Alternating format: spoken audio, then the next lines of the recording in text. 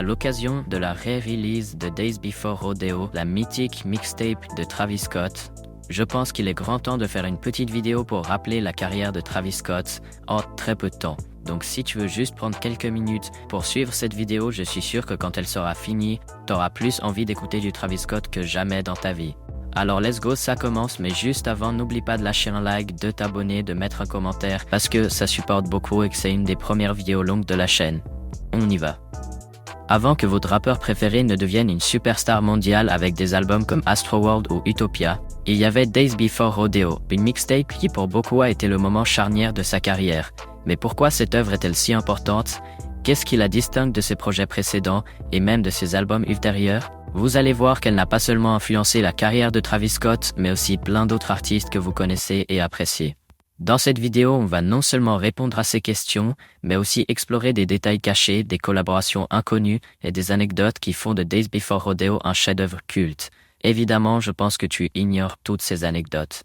Tu connais Future, 21 Savage, les dieux de la trappe d'Atlanta. Mais ce que tu sais pas, c'est que c'est Travis Scott qui les a emmenés là où ils étaient, grâce à sa révolution du son de la trappe. Et cette révolution s'appelle Days Before Rodeo. Alors on commence.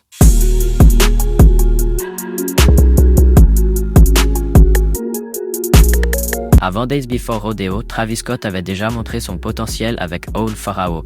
Mais c'est bien Days Before Rodeo qui a fait le typique style Travis Scott que vous aimez tous autant, c'est-à-dire les sonorités lourdes de trap avec des ambiances psychédéliques et des influences de rock alternatif très légères.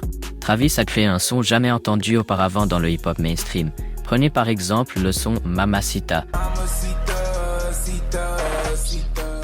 Ce son, et on va pas rentrer dans les détails parce que je vous ai promis que la vidéo allait être courte et efficace, est un exemple parfait de comment Travis peut tisser ensemble différents genres pour créer quelque chose de totalement innovant. À ce moment-là de l'histoire de la musique, c'était impensable, et il l'a fait. Je vous ai déjà dit que Travis Scott avait influencé énormément la trappe pour par exemple Future ou 21 Savage. Et révélation supplémentaire, si t'aimes Playboi Carti et Lil Uzi Vert, il les a énormément influencés aussi, et je t'explique pourquoi. Days Before Rodeo a selon moi été une des premières mixtapes de ce moment-là qui a poussé tout le game à sortir de sa zone de confort en ce qui concerne la production. Et si t'es un fan de Playboi Carti et Lil Uzi Vert, et plus largement toute la génération SoundCloud, impossible que tu ne saches pas qu'ils adorent ça. Mais stop, ne te réjouis pas trop vite, désolé de te décevoir. Des rappeurs aussi révolutionnaires, il y en a eu des milliers. Mais les 99% sont restés inconnus. Parce que malheureusement, il ne suffit pas que de la musique pour percer, mais il faut aussi une vision qui va plus loin. Celle que Travis Scott a eue, les clips de musique et les visuels. Je t'explique. Dans cette partie, je vais t'expliquer comment avec Days Before Rodeo, Travis Scott a commencé à montrer sa capacité à raconter des histoires non seulement par la musique, mais aussi et même surtout par les clips vidéo et les visuels très puissants. Il n'y a rien qu'à regarder la cover de l'album, elle est devenue classique. Les clips vidéo accompagnant cette mixtape, comme celui de Don't Play avec Big Sean, sont devenus des œuvres d'art à part entière. Ils reflètent évidemment l'atmosphère sombre et mystérieuse de la mixtape, mais il y a mieux. Le plus souvent, les clips de tes rappeurs préférés sont juste une suite d'images stylées qui met en valeur la musique. Mais là, avec Travis Scott, c'est différent. Il crée tout un univers. L'esthétique sombre, les paysages désertiques, les scènes urbaines nocturnes, tout cela crée un contraste qui met en avant la dualité de Travis Scott entre succès et solitude, et entre excitation et angoisse par exemple. Et tout ça, ça a continué avec par exemple Astroworld qui a eu des visuels extrêmement forts où il a créé tout un monde, ou encore Circus Maximus, le très sous-coté film de son dernier album Utopia. Mais beaucoup trop de personnes ignorent que c'est bien à ce moment de sa carrière que Travis Scott a commencé à utiliser ces visuels si forts, si complets, qui plaisent tellement au public que très honnêtement je pourrais voir un clip de Travis Scott sans même la musique, ça me plairait. Mais quelque chose de bien plus mystérieux vient s'ajouter à cette mixture. Quelque chose que tu as toujours eu sous les yeux, mais auquel tu n'as jamais fait attention.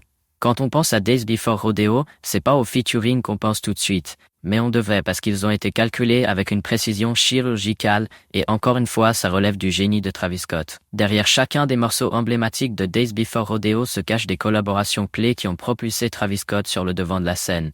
Je t'explique. Days Before Rodeo n'est pas seulement le produit de l'esprit créatif de Travis, mais aussi de sa tacticité et de sa maîtrise du game. En effet, Travis a su s'entourer des bons artistes pour magnifier sa vision.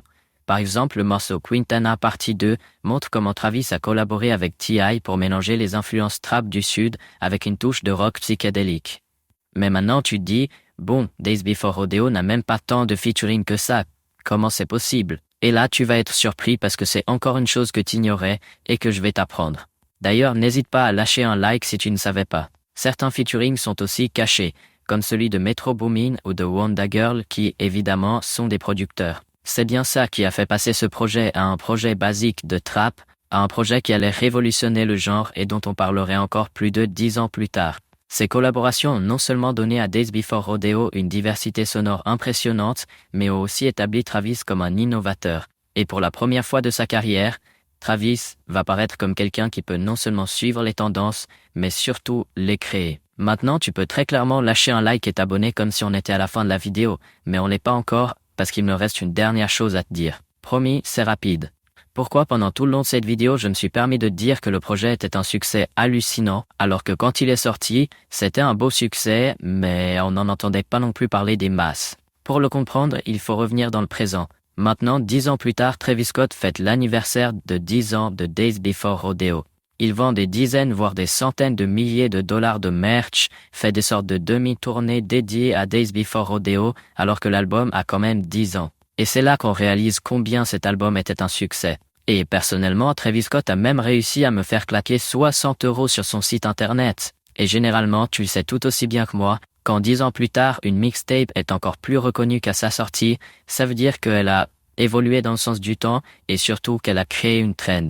Et il faut quand même rajouter à ça que quand Days Before Rodeo est sorti, ça semblait vraiment pas faux, c'était présenté pour l'échec. Travis Scott n'a par exemple même pas pu uploader sa mixtape sur les plateformes de streaming parce qu'il ne détenait pas les droits et plein de choses très compliquées avec des labels, de la justice, etc. Mais l'important, c'est que c'est seulement 10 ans plus tard, donc au jour d'aujourd'hui, qu'est sorti Days Before Rodeo enfin sur Spotify. Donc ça fait 10 ans que c'est pratiquement un classique, mais qu'on peut même pas l'écouter sur Spotify. Tu trouves pas ça impressionnant? Moi si, et c'est pour ça que j'ai fait cette vidéo dessus, évidemment. En tout cas, si t'as aimé, n'oublie pas de lâcher un like et de me dire dans les commentaires ce que tu voudrais en prochaine vidéo, parce que j'ai plein de bonnes idées.